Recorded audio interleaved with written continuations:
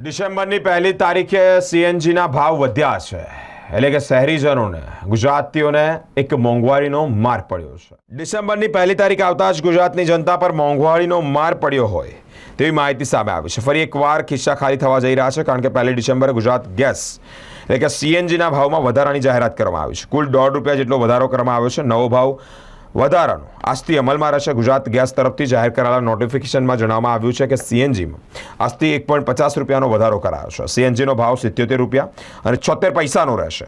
દેશના અન્ય રાજ્યો કરતાં આ ભાવ વધારા પછી પણ ગુજરાત સીએનજીનો ભાવ ઓછો છે તેવી પણ માહિતી સામે આવી રહી છે, એટલે કે ચર્ચા છે।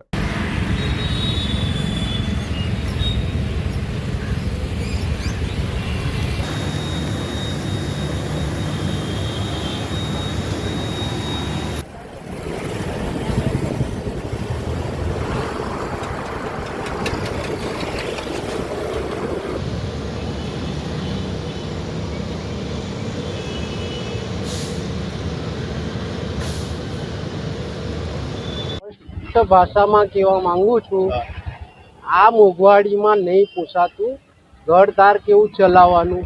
ભાડેથી રહીએ છીએ મકાનોમાં, ભાડું ભરીએ કે પછી ગેસ ભરીને ધંધો કરીએ। ધંધામાં કોઈ ટેકાનું છે નહીં।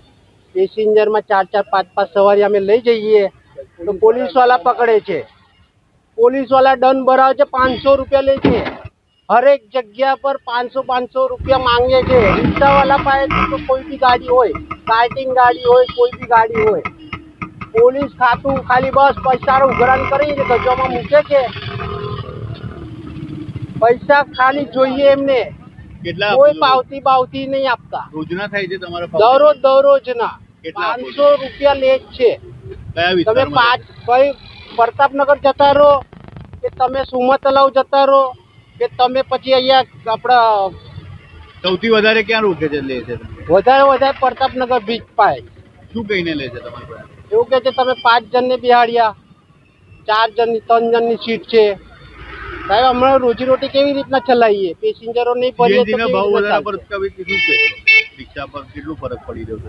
બહુ ફરક પડી રહ્યો છે ચલાવવાનો। આમને એવું લાગે છે કે ભીખ માંગીએ કટોરો લઈને, નહીં તો પછી મોદી સાહેબ પાસે હું કઈ રિક્વેસ્ટ કરવા જેવી છે નથી, કઈ માનતા છે નથી। વધારો તો આમ તો રેગ્યુલર ચાલુ જ છે। 4-6 મહિનાથી વધારો નથી, બાકી રેગ્યુલર ચાલુ જ હોય, આમાં કઈ ફેરફાર થતો નથી। પહેલા આપ કેટલામાં પુરાવતા હતા અને અત્યારે કેટલામાં પુરાવતા?